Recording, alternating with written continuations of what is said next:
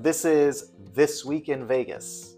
The Ninth Island Connection podcast, where we're bringing you everything happening this week in Vegas, including news, weather, and events. So let's get to it. Big story here in Vegas is that we are going to be saying goodbye to the Cromwell and hello to the Vanderpump come 2026. So we do have the rest of this year to appreciate the Cromwell, but it is official. Caesars announced that they are rebranding the Cromwell, which, if you're not familiar, the Cromwell is a small boutique hotel located between Flamingo and Horseshoe, and it's a really cute little place. I mean, I guess I can see where they would pick it to become the Vanderpump because it's boutique-y and kind of trying to make it a little more on the bougie side for properties, but yeah, it's a shock. Not sure what to expect there, but I mean, they're taking over Vegas, and Caesars, for better or worse, whatever you think, is really just rinsing and repeating at every property. Exactly. If you look at Caesars, you've got Bobby Flay, you've got Buddy V's, you've got Gordon Ramsay, you've got Guy Fieri, Giada, yeah. Vanderpump, then move over to Paris. You got the same thing. You've got like the same stuff there, and then Flamingo. They opened a Gordon Ramsay burger and a Vanderpump. There's a Vanderpump there. Yeah. So it's kind of like it's whatever for me. Really, it's kind of more of the same in another location, which I think it's a shame.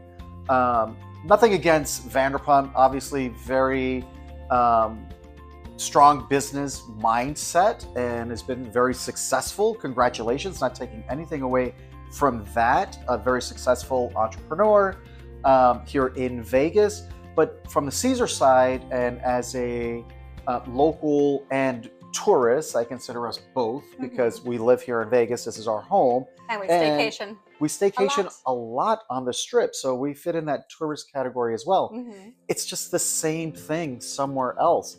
And it's a shame because Cromwell was just its own unique property. I mean, aside from Giada, which is, you'd never know it was there if you didn't know it was there. You can't just happen upon Giada's because it's upstairs. It's such a unique little spot. And a lot of people like the autonomous feeling of Cromwell. It's just kind of its own little thing, yeah. You know? I'm interested to see how they're going to change it. I'm not at all. I definitely have to add a few more stays at the Cromwell this year before it becomes revamped. Something I'm definitely not looking forward to. Yeah, and I'm not sure if it's going to be a transition like Bally's to Horseshoe, where the property stays open and it's just kind of a mess. So we'll keep you guys posted on how things move along with the transition from Cromwell to Vanderpump. Next up, this is a sad one for you, Mr. Buffet. Well, we've got the Luxor shutting down the buffet on March 30th. I love buffets because I get to sample a bunch of different things for one price. Yeah. And I, on the other hand, am not a buffet fan. I'm not a fan of there's too many choices. They're not like always super great quality. And I mean, if they have an omelet station or some kind of like fresh food station, I will eat that. But he loves them. I'm not a huge fan. So for me, it affects me none. But I know there's a lot of you out there that love buffets. And Luxor is kind of one of those buffets that has people who think it's fine and people who think it's garbage. Yeah. So I don't know what the whole, how everyone will feel out there. You guys let us know. All right, moving on. There is a new ABC store that's opened at Boulevard. If you're not familiar, the Boulevard is this big monstrosity that is being built across from Aria and the Shops at Crystals, replace the Hawaiian Marketplace area, and it's just going to be higher end retail and dining, and it's still in the process. Some stores are slowly opening right now, including the ABC store, which is great because you know us, we love the ABC store deals. There's 2 in the Miracle Mile shops. There's one over across from Park MGM. There's one in Fashion Show. and then downtown as Just well. the one downtown. Yeah, so they're great places to get a deal. And again, we say this every time we mention ABC Store. They should sponsor us because I feel like we mention them all the time, but they're not sponsoring us. We just want to give you guys a heads up on another way to save here in Vegas. Everything that we share with you guys is purely based on our experience and our opinion, which is why we're always soliciting feedback from you guys. We want to hear from you guys on what you think about the content that we share. So be sure to comment below. All right, next up in the news, Area 15 is expanding. If you're not familiar with Area 15, it's not Area 51. It's not the place that does not exist, but exists, but I don't know, can't go near it. So it's not that place. Area 15 is an immersive art experience facility. I don't know how else to describe it. It's just a really awesome place. We've done a lot of videos on it on our YouTube channel. We've featured it on our television show many times just because there's so many things happening out there. But they are expanding by 20 acres, which is like going to double. Its footprint there. Yeah. It's going to be a huge, even like it's big now, but it's going to be even bigger. And they actually have 60% of their pre-leased space for the new spot that's not even built yet. Yeah, that's how much of a draw Area 15 is. So we're really excited about that. They're going to have the Burning Man's Boeing 747 art installation. We've never been to Burning Man. We've seen it on social media. So that, if you've been there, that Boeing 747 art installation is going to be over there. Dolls Kills flagship store. I've never been to a secondary or third level store of Dolls Kills. I feel like I need to clarify here. It's not like a creepy store with like collector dolls and Chuckies and all of that stuff. It's a clothing accessory company. Well, their flagship. So if they're going to have a flagship, they've got to be popular throughout the country. So their flagship is going to be there. Universal Horror Unleashed, Museum of Ice Cream's largest location. I had no idea there's a museum of ice cream. But why wouldn't there be? And why wouldn't the largest one come to Vegas? And the largest one is going to be here at Area 15. So that's huge. And one thing that I know that locals and visitors both are going to be excited about is iFly indoor skydiving. As you guys may know, or maybe you didn't, Las Vegas indoor skydiving, which was down there by Siegel's Bagel Mania. Kind of by the convention center, They were there for like 40 years. They shut down because the city's going to be doing something over there, which makes sense because that's near Resorts World Las Vegas, near Fontainebleau, and the indoor skydiving had been there for 40 years. That area had not been touched. So I'm sure they saw the writing on the wall. But good news again for visitors and locals. There's going to be an indoor skydiving over there at Area 15. So that's pretty huge too. Yeah. All right. And this will excite a certain someone that we know. Harry Styles is in the talks of becoming the newest residency at the Sphere. They're looking at 35 different shows, which I'm sure will increase but they're going to start with that 35, and then there'll be added shows and encores and all that kind of good stuff, I bet. But well, I mean, 35 is a lot. If you think like one per week, that's almost a full year that he would be here in Vegas. That's a lot of shows for a residency. Typically, the residencies that we see are like 8 shows or 7 shows, something like that. So 35 is a pretty big amount of shows. Yeah, I think that'll be actually a really fun one with just utilizing all the Sphere has to offer, because I mean, you've seen some of his videos. They're very artistically done. So I feel like he's going to really take advantage of all the fun that goes along with this Sphere. Yeah, I think that'll be fun. I'll pass on attending, but I'm sure it's going to be a lot of fun for Harry Styles fans. Yep. So next up, Jerry Seinfeld, who's always here, at least for the past several plus years.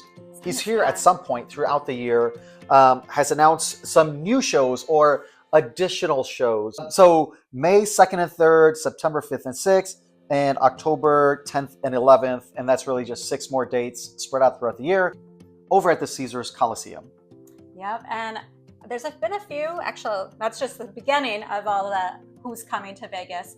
We've got Earth, Wind, and Fire coming October 10th through 25th, various dates in there, not every day during that time period. That's going to be over at the Venetian. You can check out their website for more specific details. The big one is Beyonce going to be at Allegiant Stadium on July 25th, but tickets are going on sale, pre-sale, $325. And in my experience, when it comes to events, pre-sale being $325, that means they want to see how many tickets they're going to sell, how quickly they're going to sell out on the 25th for the date of July 25th. And then based on that, more than likely, they're going to have at least another date after that. That's what happened last time she was at Allegiant Stadium. So I would not be surprised if they add a second date. Absolutely. Yeah. And speaking of second dates, The Weeknd has actually added a second date to his, because, you know, he sold out at Allegiant Stadium. So now they're adding a second date, and that is going to be on July 4th. All right. And the Water Lantern Festival is coming back to Vegas. That's going to be on April 6th. Just a heads up on that. So we've got some jackpots to talk about. Love talking about jackpots because you feel like the more you talk about them, the more you're manifesting. Yeah, I think so, because we just stayed at Caesars just last week for two nights. We stayed on the Strip, which was a crazy whirlwind, and we didn't win any. I mean, we did fine, I guess. We didn't lose everything, but I feel like we didn't win anywhere. We didn't really win anything either. Yeah, enough to just keep you in. Like, here's your money back. Go give it back. Yeah. And then eventually we'll take it. Yeah, and that's kind of how it felt to me. Kind of how it was. But we still had a fun time. And we were entertained, and that's what it's all about. It's entertainment when you're gambling. So never expect to win. You should always expect to lose. Here are some people that actually won, and I'm sure they were just as surprised as we're going to be when we win our jackpot on the Strip.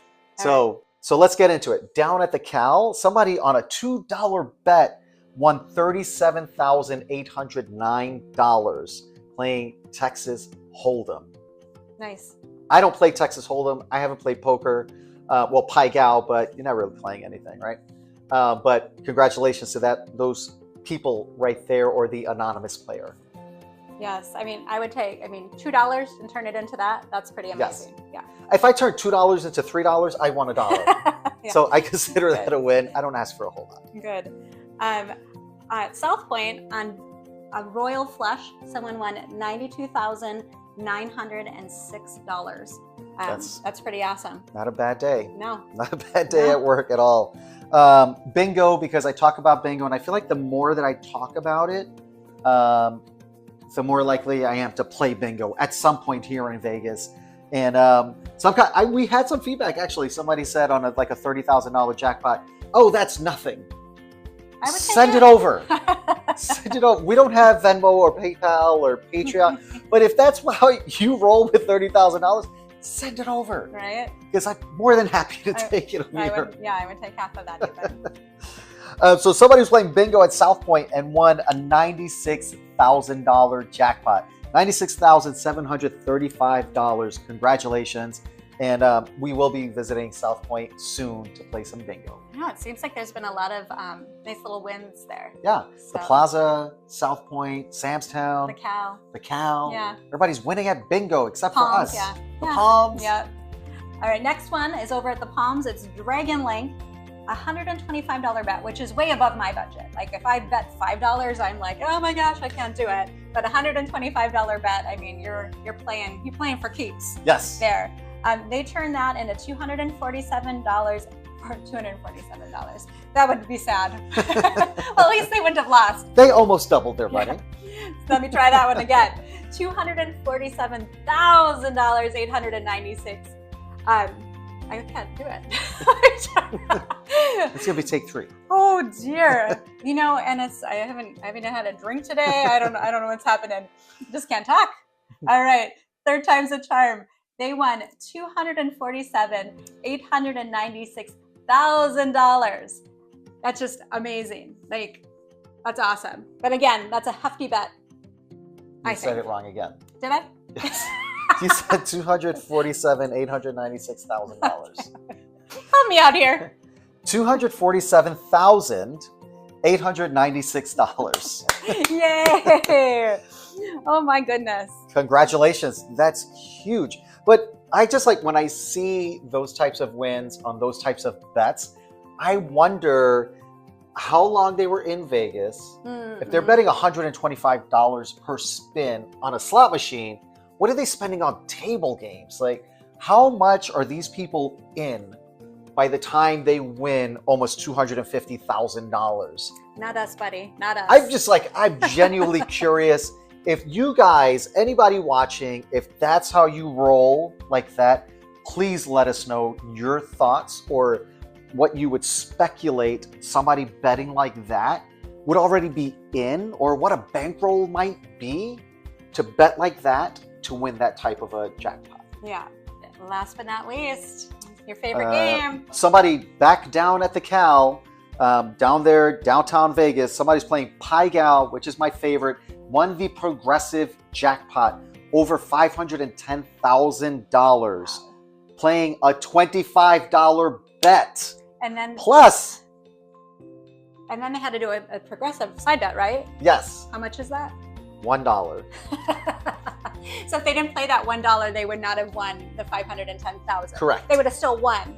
Yes. But they wouldn't have won. Okay. So the progressive, if you guys aren't sure, is you're walking around the casino, with the exception of roulette, the table games, all the card games, you're going to see like a paddle like this on the table, and it'll have like three or four different jackpots, like 4 of a kind, 5 aces, jackpot, and then like progressive is the big one. That's the big one. That's that side bet bonus. And the dealers pretty much always ask you, are you going to bet the bonus? Are you betting bonus this time? Are you betting bonus? And then so you can't be like surprised if you didn't bet the bonus and you win and you miss out. Always play. And people say that you only play Pai Gow for the jackpots. That's why people play, because it's not all the free drinks. Well, because you're not really winning or losing a whole lot. You're getting, it's a social game. There's a lot of pushes, which means you don't lose. The house doesn't lose, but you're still drinking and socializing. It's a chill game.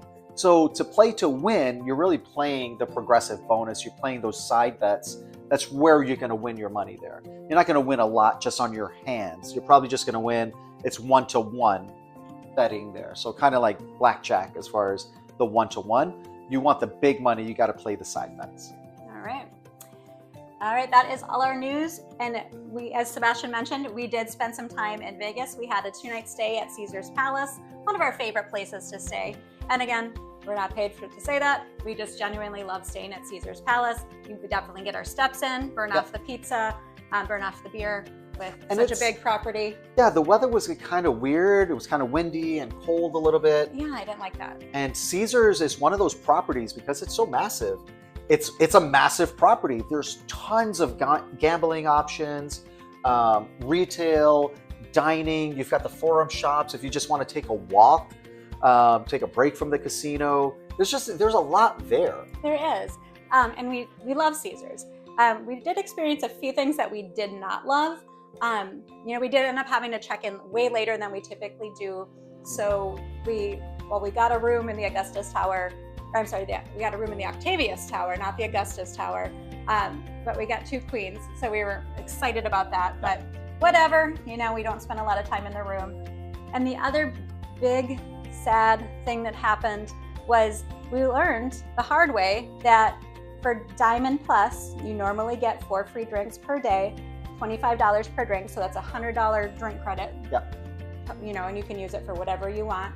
We try to use it as the most expensive drink we can possibly use it on to get our money's worth, which is really not difficult at a bar in Vegas, especially at Caesar's Palace.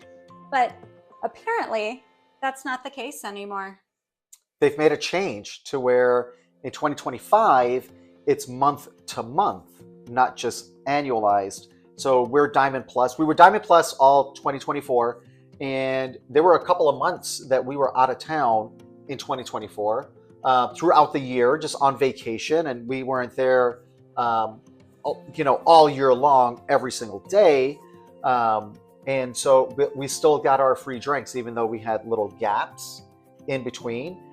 We still got our free drinks, where 2025, they're doing it on a month-to-month basis. So for the month of March, we would have qualified in the month of February for drinks in March, and I guess we didn't gamble enough in February for March, and that's the way that it was explained with Caesar's Rewards, which really didn't give a very good explanation. And I hope you're watching this because it's very disappointing.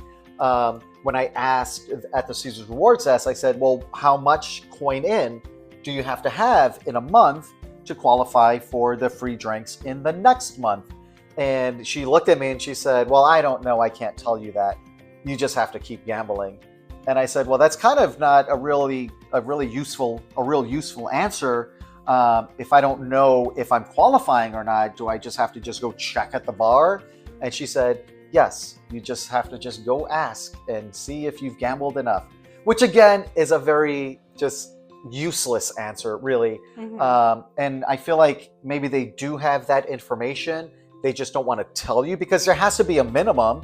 There has to be a coin in number. There would number. have to be something that triggers like, all right, boom, now you have. There has to be a threshold that you reach that triggers your drinks. And the only thing that I can speculate is that they just want you to keep gambling, and not tell you, oh, if you do $2,000 coin in, then that triggers your free drinks. Because then maybe you just stop and don't gamble for the rest of the month, and you just come and have drinks every day, which could happen, I guess, but I think that's unlikely. Yeah, I mean, come on now. And the reason we're sharing this is not like, oh, well, we didn't get our Grey Goose. No, it's not at all. It's not that at all. It's we don't want anyone else to have to go to a bar in Las Vegas expecting that you're going to have drinks and you order 4 really expensive drinks and then you realize, oh crap, I have to pay for those myself. I mean, we had reward credits, so not a big deal. I mean, it was still free drinks technically, but would I rather have used those reward credits towards dining? Absolutely. Yes, not on overpriced drinks at the bar. Right. So if you are Diamond Plus and you're in Vegas, check at the rewards desk and see if they're on your card. Check at the bar before you even get your drink. Ask them, please do check I have this drinks? First. Yes, please check this first. Don't get your drinks and then be like stuck with the drinks and be like, oh, okay. Yeah. So yeah, sad Caesars, a little heads up on that would have been cool. But whatever. Yeah. But that's it. Aside from that little tiny little glitch in the staycation, We still had a fantastic time. Yes, we had family in town, which was always fun. We did a little filming. We had to film for Zippy's. There's a second Zippy's location. Heading to the 9th Island this week. We filmed with them. We filmed at the Atomic Museum, which is a really cool place just off the strip. So if you're looking for something like just historic and educational, but fun and interactive, especially if you're coming with kids, the Atomic Museum was a really cool place. And that was actually our first time. All this time in Vegas, that was our first time there. And it was really cool. Well, we've driven past that building so many times. Yeah. And we're just kind of like, it's just looks like a building there in Vegas. Yeah. Not a lot of signage around it to really tell what it is. Yeah. I think it says like Desert Research Institute or something like that. I guess we thought that it was just part of UNLV's campus because it's around UNLV, and UNLV's campus is spread throughout the city. There's different buildings in different parts of town. I always assumed that it was just part of that there, but it's not. And it's really cool and totally worth checking out. Yeah. I would definitely go back there. It was just, there's a lot to see. And a lot of people don't know that they used to actually do atomic bomb testing out in the desert and have watch parties. So I think that's cool. We talked a little bit about last week in our podcast about Miss Atomic Bomb, her real identity. So of course they have information on that as well. But this was a atomic testing hotspot back in the day. Yeah. Which this seems like a weird claim to fame. That's a weird flex. But we also filmed a final interview for our Cirque episodes that we're having coming up on our television show with MJ1. That was a lot of fun. So it was a busy time of work and play, but we did with playing got to go check out the Bellagio Conservatory. They have their birds and bees theme, their spring theme, and it's so cute. I love really it. did. I feel like the last couple of years, I don't know if they've gotten a new team or there's new direction, but I feel like the last couple of years have been so much better than previous years. Yeah, they just keep kind of outdoing themselves. Yeah. Yeah, they did bring the birds back, which I think the birds are so much fun because one of the weird little things that we like to do when we go to the Bellagio Conservatory is find a spot where we can take a weird picture. So, you know, the birds really help with that. You know, you can have them on your head, you can act like you're being attacked by them. It makes it a little more fun. So, you know, there's a little photo tip for anyone out there who's odd like we are. That was really fun though. And it's one of those rare, family-friendly, free things that you can do. It's at your own pace. It's 24/7. So whenever you just want to take a break or do something different, it's right there. It's always open, ready for you to pop in. Yeah, so another great staycation in the books. Can't complain except for a little bit about those drinks. All right, let's get into the weather. Here's what you can expect for the weather this week in Vegas. It is going to be actually beautiful. Really nice for being outside. So I know we talk about getting out of the casino all the time. We do gamble. We are Diamond Plus, and we will be Diamond Plus again next year. We're well on our way. That should be easy. But we do spend a lot of time outside of the casino as well.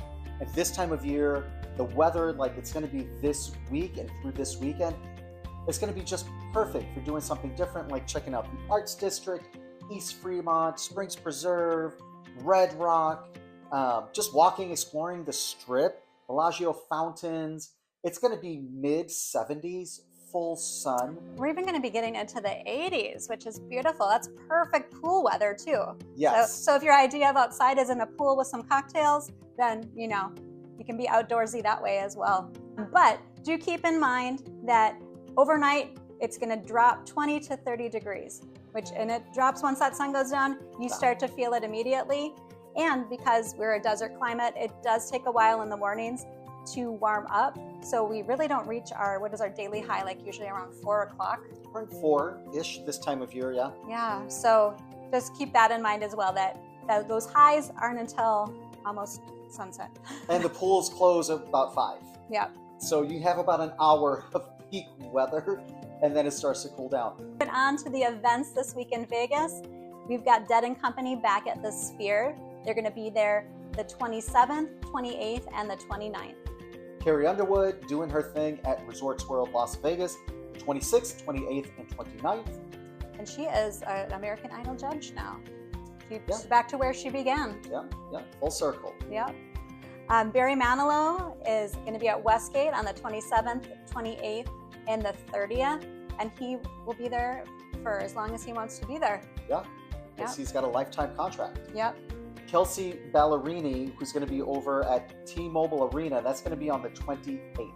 And Don McLean is going to be at the Golden Nugget on the 28th as well. Is Don McLean American Pie? Yes. Okay. Yes. Wow, he's still around. I wonder if that'll be it for the song. I'm just kidding. It's a long song. It's a one-hit wonder tour. No. Well, I think he has other hits, but it's such a long song that might be. It's a very long song. That might be the whole concert. Yes. Just kidding. That's over at the Golden Nugget. Yep, in their showroom.